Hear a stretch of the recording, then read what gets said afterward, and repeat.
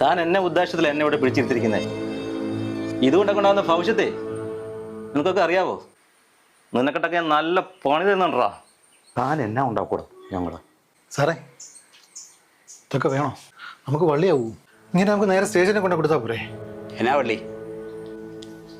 ഒന്ന് സ്റ്റേഷനിൽ കൊണ്ടു കൊടുത്തതിൻ്റെ ഫലമാണല്ലോ നമ്മളിപ്പോൾ ഇവിടെ ഇങ്ങനെ നിൽക്കേണ്ടി വരുന്നേ.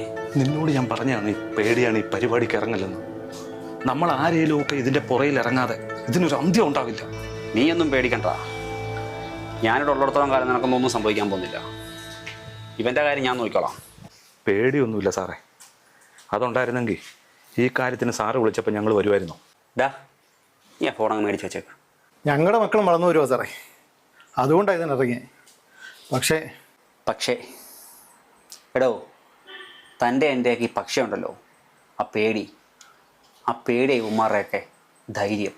അതേടാ, കുറേ നാളായി ഞാൻ നാട്ടിലിറങ്ങി. അതിൻ്റെ ധൈര്യം ഉണ്ടെന്ന് കൂട്ടിക്കോ. നീയൊക്കെ ഒരു ചുക്കും ചെയ്യാനില്ല. എന്നെ കൈ എടുക്കടാ, വെട്ടുകളയും ഞാൻ. തിളയ്ക്കാതടാ. നീ വെട്ടിയതൊക്കെ മതി. നീ വെട്ടൊക്കെ നിനക്കാ. അതെ അതെ, നിന്റെ കുടുംബത്തിൽ കയറി ചൊറിയുമ്പോൾ നീ പണിയാൻ വന്നാൽ മതി. കുടുംബം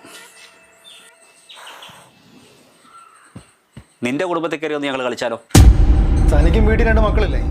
കുറച്ച് കഞ്ചാവ് തരട്ടെ, കൊണ്ട് തീറ്റിക്കുന്നോ? അതെ, വീട്ടിൽ കയറി പണിയാണോ നിൽക്കില്ല കേട്ടോ.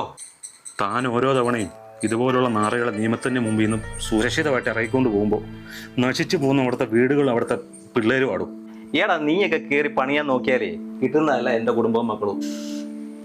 എടാ, എൻ്റെ കുറച്ച് കഞ്ചാവുണ്ട്. ഇന്നലെ ഒരുത്തനെ പിടിച്ചപ്പോൾ കിട്ടിയതാ. നിനക്ക് വേണോ? നിനക്ക് വേണം, ഞാൻ അവനെ കാണിച്ചും തരാം. ഈ കണ്ടവന്മാരൊക്കെ പിടിച്ച നീ എന്തിനാ എന്നെ കാണിക്കുന്നേ? എന്നാലും നീ ഒന്ന് കണ്ടു നോക്ക്.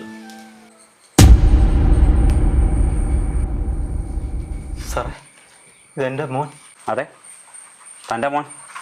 വർഷങ്ങളായിട്ട് ആ നാട്ടിൽ ഇറങ്ങില്ല പറഞ്ഞേ. അതിൻ്റെ ഫലമാ. ഇനിയിപ്പോൾ തന്തയ്ക്കും മോനും ഒന്നിച്ചേ ജയിലിൽ കിടന്നുണ്ടോ തിന്നാ.